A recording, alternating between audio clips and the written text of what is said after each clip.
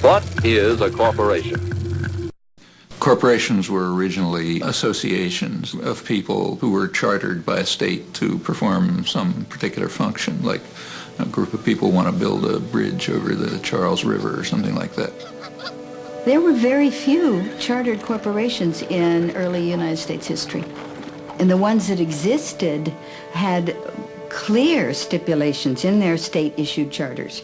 How long they could operate, the amount of capitalization, what they made or did or maintained, a turnpike, whatever, was in their charter, and they didn't do anything else.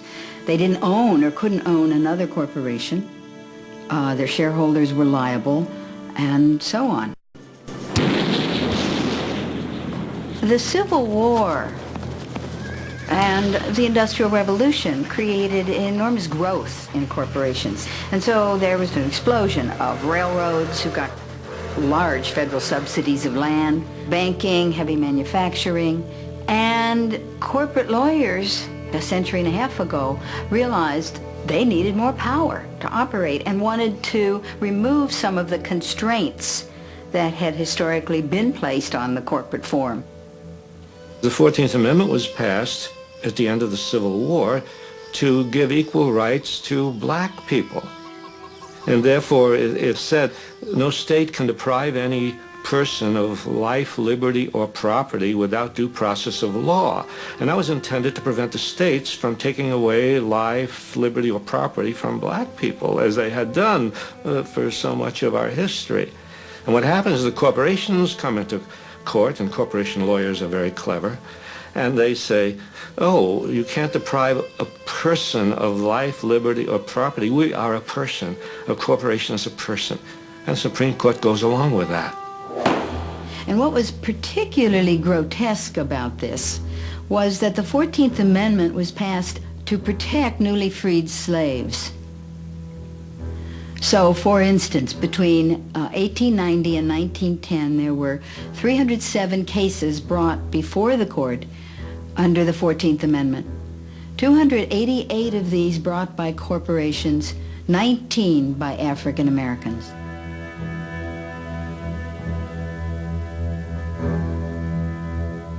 $600,000 people were killed to get rights for people. And then with strokes of the pen over the next 30 years, judges applied those rights to capital and property while stripping them from people.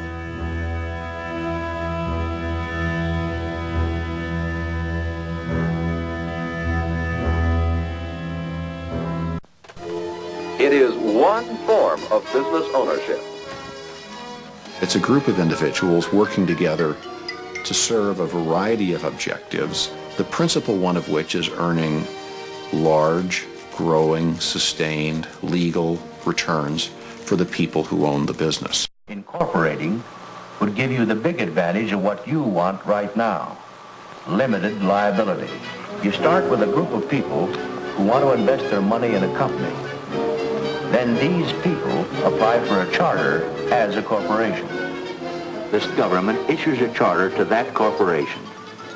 Now that corporation operates legally as an individual person. It is not a group of people. It is under the law a legal person. Imperial Steel Incorporated has many of the legal rights of a person. It can buy and sell property. It can borrow money. It can sue in court and be sued. It carries on a business. Imperial Steel, along with thousands of other legal persons, is a part of our daily living. It is a member of our society. Having acquired the legal rights and protections of a person, the question arises, what kind of person is the corporation? Corporations were given the rights of immortal persons, but then special kinds of persons, persons who have no moral conscience. Like a human being, you expect to care about others or something like that. These are a special kind of persons which are designed by law to be concerned only for their stockholders and not, say, what are sometimes called their stakeholders, like the community or the workforce or whatever. The great problem of having corporate citizens is that they aren't like the rest of us. As Baron Thurlow in England is supposed to have said, they have no soul to save and they have no body to incarcerate. Well, maybe you better incorporate. Incorporate? Yes.